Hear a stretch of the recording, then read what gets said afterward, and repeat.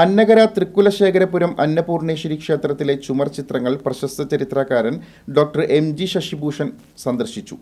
19ാം നൂറ്റാണ്ടിൽ പ്രശസ്ത ചുമർ ചിത്രകാരൻ പുലക്കാട്ട് രാമൻ നായർ വരച്ച ചുമർ ചിത്രങ്ങൾ സന്ദർശിക്കാനെത്തിയതായിരുന്നു അദ്ദേഹം. ഗുരുവായൂർ ശൈലി എന്ന് പറഞ്ഞാൽ അത് പുലക്കാട്ട് രാമൻ നായർ തുടങ്ങി വെച്ച ശൈലിയാണ്. അദ്ദേഹം തൊഴിൽ കൊണ്ടൊരു വക്കീൽ ഗുമസ്തനായിരുന്നു.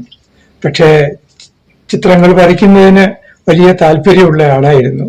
അദ്ദേഹത്തിന്റെ ഗുരു ആരാണെന്ന് എവിടെയും രേഖപ്പെടുത്തിയിട്ടില്ല. പക്ഷെ ഈ ശൈലി വെച്ച് നോക്കുമ്പോൾ കോട്ടയ്ക്കലെ ശിവക്ഷേത്രത്തിലും മറ്റും ചിത്രങ്ങൾ വരച്ച ഒരു മഹാനായ കലാകാരൻ ശങ്കരൻ നായരുണ്ട്.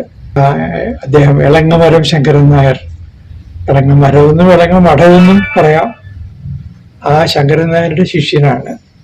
അതിന്റെ പ്രത്യേകതകൾ നമുക്ക് കാണാൻ സാധിക്കും.